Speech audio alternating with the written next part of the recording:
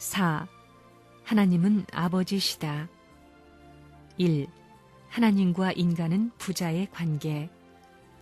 하나님과 인간은 부자의 관계인데 어떻게 해서 그런 관계가 맺어졌느냐? 신비스러운 경지에 들어가서 이 우주의 중심이 뭐냐고 묻게 되면 부자지 관계라는 답을 얻게 됩니다.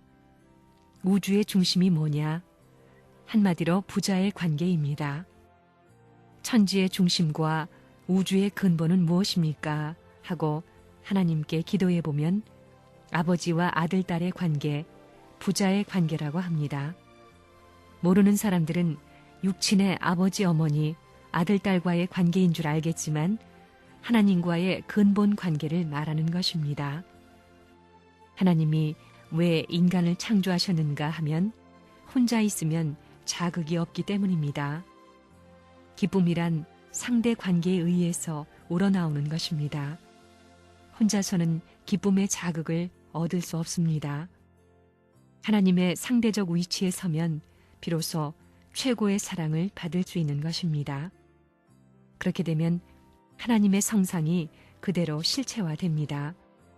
하나님이 슬퍼지면 인간도 슬퍼질 수밖에 없습니다. 그렇기 때문에 인간과 하나님과의 관계는 떼려야 뗄 수 없는 불가분의 관계입니다.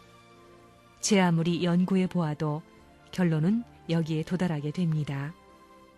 하나님과 인간이 부자의 관계라고 했는데 부자의 관계가 가진 특정한 내용이 무엇이냐? 아버지와 아들이 만날 수 있는 최고의 장소는 사랑이 교차되는 그 중심, 생명이 교차되는 그 중심, 이상이 교차되는 그 중심입니다. 그렇게 되면 사랑과 생명과 이상은 한 자리에 있습니다. 그 자리에 가면 하나님도 사랑이요, 나도 사랑이요, 하나님도 생명이요, 나도 생명이요, 하나님도 이상이요, 나도 이상입니다. 그것을 결정할 수 있는 최초의 인연이 부자 관계입니다. 하나님은 우리에게 사랑을 주게 될 때 얼마만큼 주고 싶어 하겠느냐? 하나님의 사랑은 이만큼이면 됐다 하는 한계를 두고 주는 그런 사랑이 아닙니다. 무한정으로 주고자 하는 사랑입니다. 하나님은 몽땅 주고도 너로 말미암아 내 안에 살고 싶다고 합니다. 그렇게 되게 하는 본질이 무엇이냐? 사랑입니다. 하나님도 사랑 가운데 들어가서는 종살이를 해도 좋다는 것입니다. 아버지는 사랑하는 아들이 자신의 밥상 위에 올라가 똥을 싸도 그것을 바라보고 기쁨을 느낍니다. 사랑은 법을 초월합니다. 하나님이 지금까지 인간에게 사랑을 주었다고 해서 나는 완전히 다 주었는데 너희는 왜 안 주느냐, 이럴 수 있느냐 하지 않습니다. 절대적인 사랑을 가진 하나님은 아직까지도 주고 싶은 사랑을 다 못 주어 안타까워합니다. 자아를 주장할 수 없는 하나님입니다. 완전한 사랑을 주고자 했던 것이 하나님의 인간 창조의 목적이라면 하나님은 지금까지 완전한 사랑을 주지 못했으니 인간 세계에 대해 사랑을 주고 싶어하는 하나님이라는 것입니다. 그런 하나님이기에 생각할수록 좋은 것입니다. 나는 다 주었으니 이제는 너희가 가져와라 하는 하나님이라면 필요 없습니다. 하나님은 인간의 아버지요, 인간은 하나님의 아들, 딸입니다. 하나님의 뼈 중에 뼈, 살 중에 살, 골수 중에 골수를 몽땅 투입하여 창조한 인간이기에 인간이 하나님을 끌면 끌려오지 않을 수 없습니다. 하나님은 사랑 때문에 창조했습니다. 사랑 때문에 창조했기 때문에 남자와 여자가 서로 사랑하는 것을 보는 것이 더 좋은 것입니다. 그렇기 때문에 하나님은 존재 세계 앞에 나타날 때 사랑의 본질로 나타납니다. 자식은 어머니 아버지의 사랑의 실현체요, 투입체입니다. 어머니 아버지의 생명의 연장체입니다. 또한 어머니 아버지의 이상의 구현체입니다. 자식은 어머니 아버지의 사랑과 생명과 이상의 기반에서 태어나기 때문에 부모는 그 자식을 보면 볼수록 사랑스럽고 보면 볼수록 생명이 약동하고 보면 볼수록 이상적인 상대입니다. 하나님과 인간은 절대적인 상대로서 사랑 관계를 중심으로 태어난 존재입니다. 그 자리가 하나님은 아버지가 되고 우리는 아들, 딸이 되는 자리입니다. 만일 그 이상의 자리가 있다면 인간의 욕망은 또 그 자리를 차지하려고 할 것입니다. 인간의 욕망은 최고를 추구하기 때문에 그 이상의 것이 있다고 하면 우리 인간에게 주지 않으면 안 됩니다. 이런 점에서 볼 때 응당 하나님은 인류의 아버지고 인간은 하나님의 아들, 딸입니다. 하나님이 인간을 지을 때 무가치하게 짓지 않았다는 것을 알 수 있습니다. 무가치하게 지었다면 하나님은 이상한 하나님입니다. 하나님은 절대적인 분위기에 무엇이든지 다 압니다. 그런데도 그것을 모르고 지었다면 그 하나님은 불완전한 하나님입니다. 하나님은 절대적인 분이기 때문에 우리 인간을 지을 때 절대적인 상대로 지었습니다. 천지를 창조한 하나님은 어떠한 분이냐? 지극히 선한 분이요. 모든 만물의 근본이 되는 분이요. 사랑의 주체입니다. 그렇기 때문에 하나님은 천지 만물을 창조한 후 온 우주의 귀한 모든 것을 인간에게 주고 싶어 했습니다.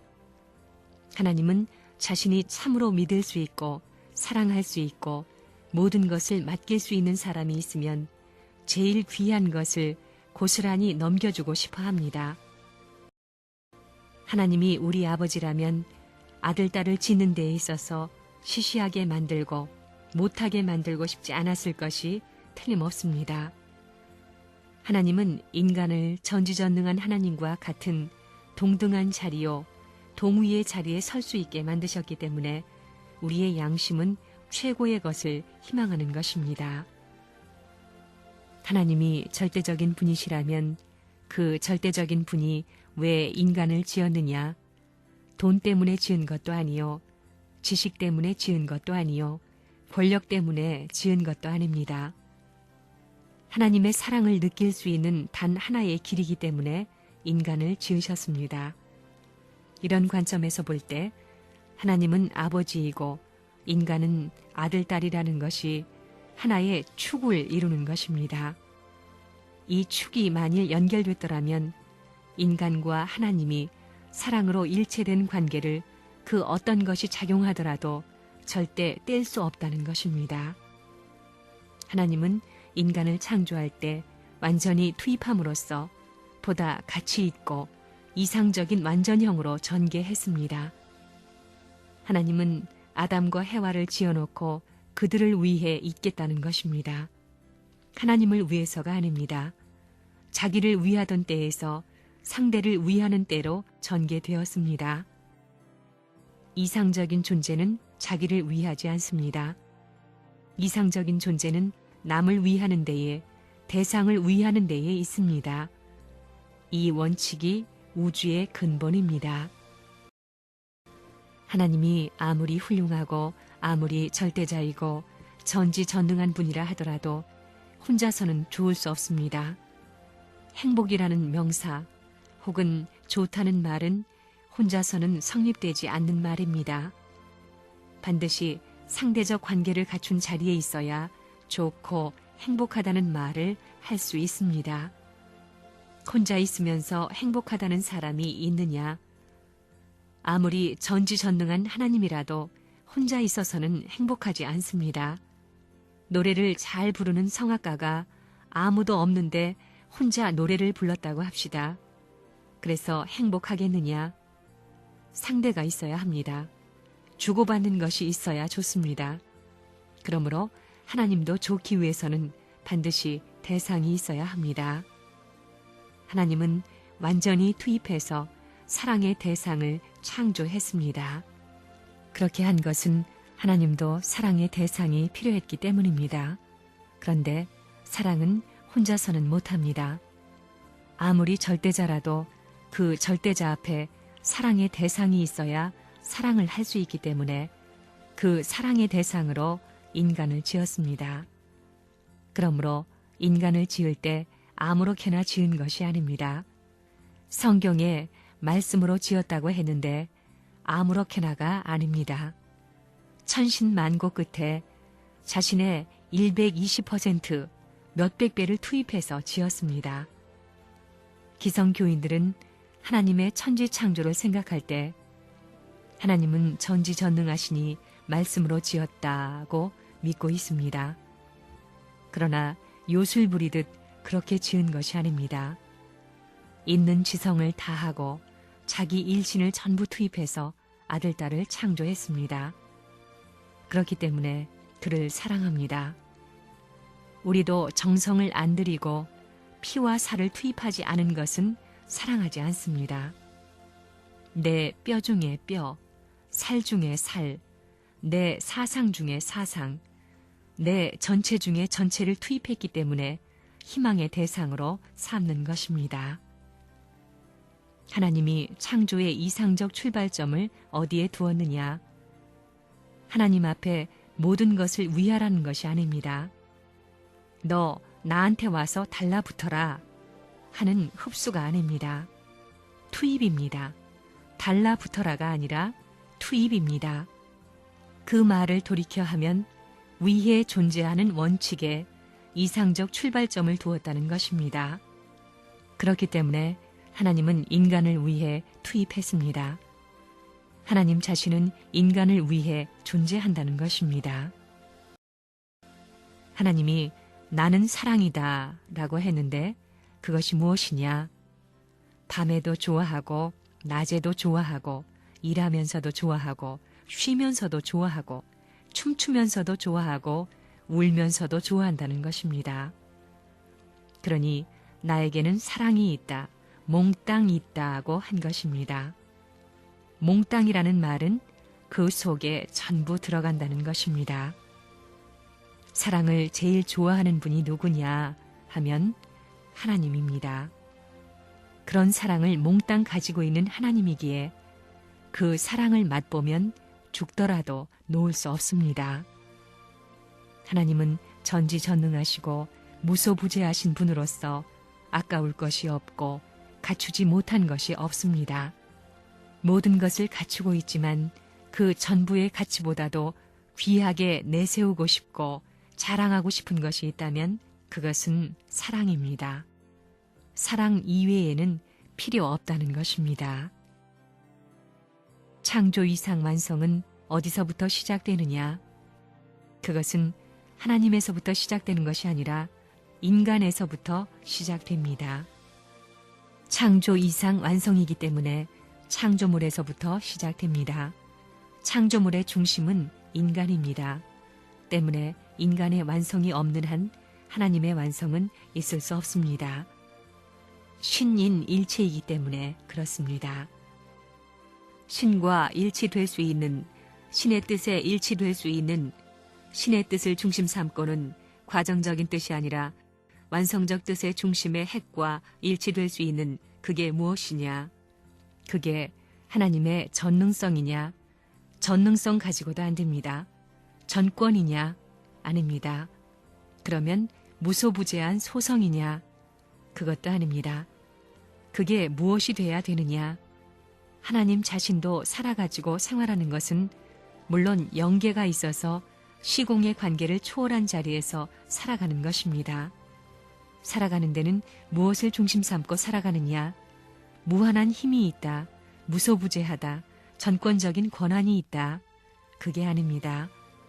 하나님도 사랑을 중심 삼고 살아간다. 이렇게 보는 것입니다. 살아가는 데는 시작도 그렇고 과정도 그렇고 영원히 그럴 것입니다.